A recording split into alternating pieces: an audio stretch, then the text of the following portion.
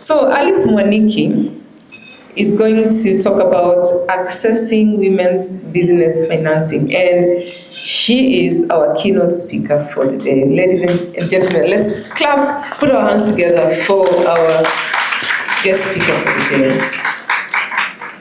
Mesha Choka, we need money. This is where you're supposed to ululate, keep clapping. We love you, Alice. You are the emperor, the conqueror, the champion. The lion is here. You're welcome.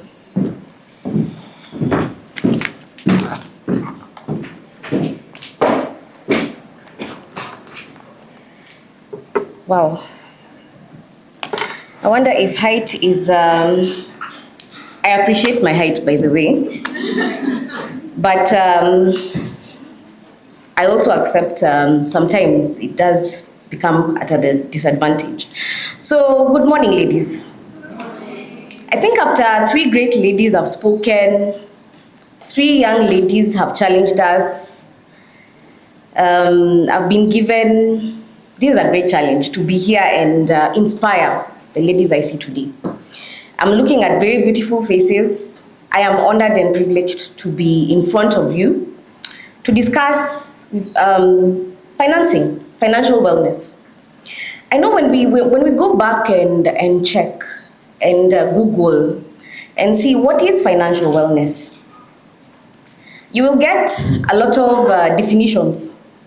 One will tell you it's when you're stable. Another one will tell you it's when you have reached your financial pinnacle. There are different definitions to it. But to me, as a person, financial wellness is about a holistic view of how you are as a woman. Because you cannot say you have financial wellness if you're not mentally stable. You cannot say you have financial wellness if you're not emotionally stable, you're not healthy physically, and then you do not have a plan financially. So it's a holistic view of every one of us. But before I go any further, Dada is something very dear to Stanbic, dare to aspire, dare to achieve. And Dada is a movement. I call it a movement because we are here to encourage ladies, we are here to educate ladies, we are here to finance women. And I have two very special ladies in the house because it's not a one-man show. We are a community. So allow me to introduce them. We work very closely together. So I do have Josephine Ndari. Josephine, a clap for her. So Josephine is our branch manager at Chiromo. Very, very well-versed financial advisor. Then we do have Sylvia. Please, Sylvia, take a stand up. Sylvia is also one of our very trusted financial advisors at Wayakiwe branch. So whenever you have a problem or a query, please, the point is feel free to reach out to us. We have also taken the issue of financial wellness and independence and advisory and women empowerment very seriously within Stanbic. So you did mention a couple of statistics. Data doesn't lie. I want to mention some more that will actually put us, will highlight the challenges we have as women. You've mentioned about, indeed, 48% of informal sector businesses, or even just generally the business sector, is owned by women. Every year, there's the annual jobs that are created within the Kenyan economy is about 460,000. 455 come from the informal sector, where women contribute about 85% of the businesses that sit within this sector.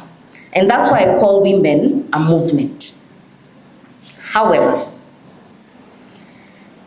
despite us having the potential to grow our businesses are smaller compared to the male gender. Tunakubali ama tunakata? Good. However, we are less profitable compared to the men. However, we have less capital investment in our businesses. We have employed our family, we have employed our friends because that's where we want to run to. And it's a good thing. And we are twice as likely to operate from our homes compared to a business center. And that's why Nancy did mention we need to join KNCCI because we need that education. But what do we do for the Kenyan economy? As women, we contribute to 20% of the GDP of Kenya. As women, we contribute to 82% of the savings in this country. And as women, we contribute to 70% of the household budget. This is why I say we are a movement. We have the potential for growth. But when we think about it, and I don't like to say, and as much as I'm saying, however, think about it as opportunities. All those are opportunities. The question is, where are our hurdles? Because running a business is more or less like cooking a meal. We have a recipe, we have ingredients. But there's one ingredient, regardless of everything that you will put in your meal, that can't lack. What do you think that is? Salt, isn't it? So salt, and what is salt when it comes to our businesses? Financial literacy. People. When she mentioned that out of 10 women, only 4 have bank accounts, it's because we as women, and I'm honored to be in front of Michelle, and Benita, we do not take advantage of the education that is out there, of the capacity building opportunities, so that we can be able to make the right decisions. For us to make a fantastic meal, we have to get the right ingredients, and we have to get even a basic recipe. But how we cook that meal, that's what is going to establish whether we are going to have a fantastic meal or a basic meal. So financial literacy is a gap, but it's just a hurdle that we can overcome. The next hurdle is cash flow. And I think Joanne can attribute to that, and she did mention a situation whereby we do ask we bill, we get the money late, so we have a cash flow problem. We have a cash flow gap that takes too long to come back to us. So what does that create? Value for money. I can assure you, and I think you can agree with me, what was 10 shillings 20 years ago is not 10 shillings today. So every time our money is out as a business, there's a time value for money that you have counted. And if we happen to delay as women to pay up, what happens? The time value for money continues enlarging, and the value of the money that you get depreciates. So that is the other challenge we have. It's working capital. Lastly, you'd find it very interesting, by the way, that men tend to grow their businesses more out of personal and business contacts compared to women. We do not champion one another, right? So as there are hurdles, they can be overcome. How do you overcome the first one? Flow of information. Quinta talked about digital. Fantastic platform. Let's get onto those platforms. We can also overcome the challenge of work capital, which is why we are here today. Naneti Sakumi, we need money, isn't it? So let us admit, even as women, with all the resilience, as I look at a woman, I think about my mother, to be honest. And I think about, she took me through school, and she has never been employed her whole life. I think about that took a lot of resilience. And I'm sure even when you think about how you can grow yourself, you tend to go back to the women who have been in your life. It takes a lot of resilience to give birth. It takes a lot of resilience to raise a child. It takes a lot of resilience to survive. So women, we are resilient. So in the midst of our resilience, we also need to then create a business or a platform where we are championing one another. Apart from that, we need to create a platform where we can get business acumen, experience. Let's take advantage of what we know. So we have two ladies here. One of the things that they do best is financial advice. So let's accept there's something we don't know. And then let's go to the experts and take advantage of the programs that are available to get to understand what product in the bank can fit the needs that I have. Then lastly, about education, capacity building. We have very many offers. Today we've gotten an offer for KNCCI. Let's take advantage of those platforms. Let's get onto those programs. Let's understand from the bottom up before we run into a business, what does it mean to actually set up a business? How much capital will I need? How much staff will I require? How much real estate investment do I need to put down? Do I really need to put down? Do I really need to run it from my home? So let's take advantages of the programs. One of the things that is so dear to my heart, as I do head personal banking, where DADA sits under, is the DADA program. The DADA program has enabled us to be able to train about 25,000 women in their various groups and also individual capacities who are in business and also in their professional lives. And what that has enabled us to do is to partner with different organizations. And we've been able to create programs where women can learn about procurement, where women can learn about sourcing of materials, about tendering, about even how to grow in their professional careers. Because at the end of the day, whether you're employed or whether you're running a business, look at it as if you're just in intra or entrepreneurship. Because at the end of the day, it's about that value for money that you get, right? So let's take advantage of what DADA has to offer and the broader Stanbic. As a woman, we are running a campaign this year, and it's not really a campaign, but one of our strategic initiatives is to be able to grow women in business, DADA in business. And there are special products that we've come up with that women can take advantage of. So let's educate ourselves with the people who are in the bank, and let's take advantage of the right product. So we are not in a position where we've said, and allow me to use some jargon, we've taken an overdraft to buy a house. That's not very smart, unfortunately, because then that is a working capital facility. So let's avoid that. Because when you look at it at the end of the day, when 17% of women are unable, only 17% of women borrow formally, 83 don't because of lack of information, then let's get the information right. Once we are done with that, then financing becomes an easy conversation. Today, as women, we are in a position for growth. I see a rainbow, I see a horizon, where we can be able to stand up and grow.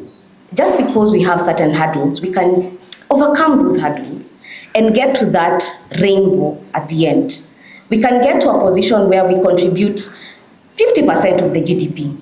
Why not? We can get to the position where we employ educated, and not just educated, but the right people for the job.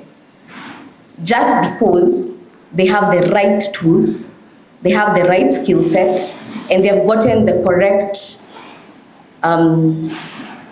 metrics to do the job right. So let's take advantage of that.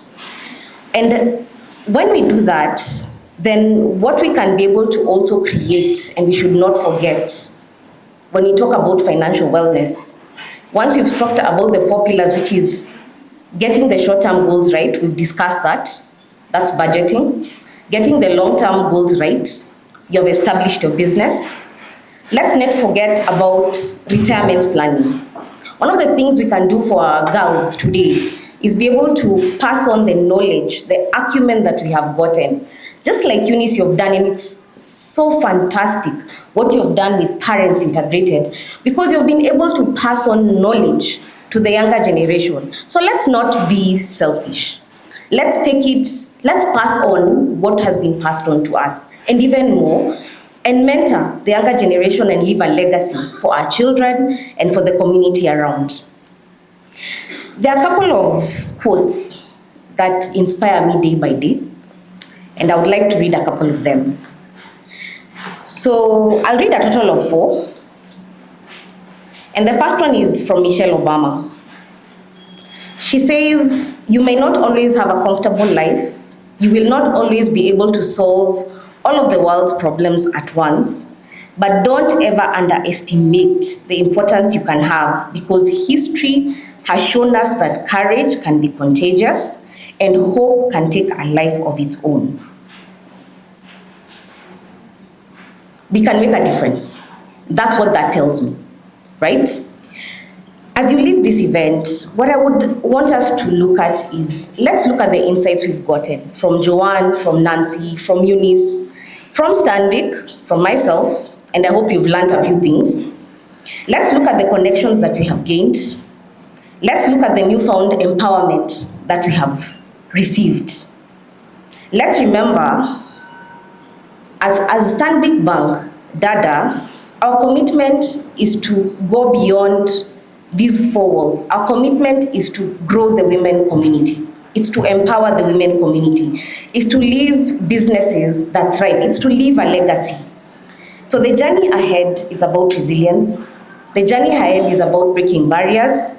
It's about paving a path for every woman, to confidently pursue her entrepreneur dreams.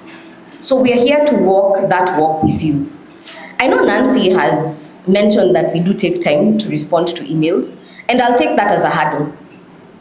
We will, if that is the case, which we have improved upon, it is something that we're going to go back and work on.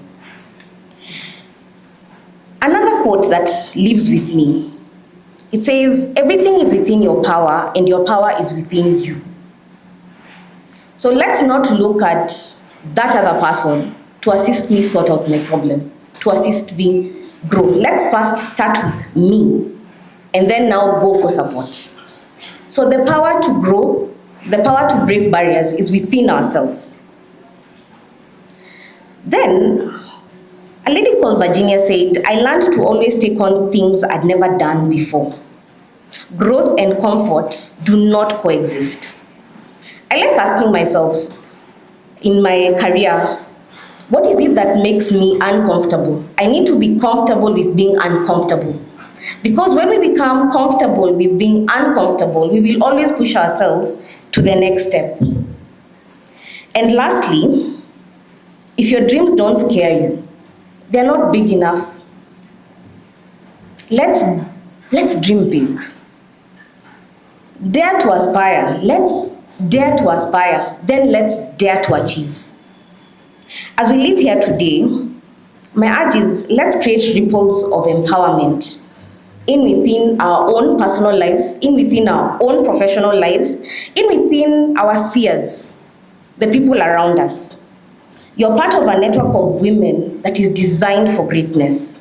Let's shape a future where financial wellness, a holistic view of self, becomes a reality for every one of us. Thank you.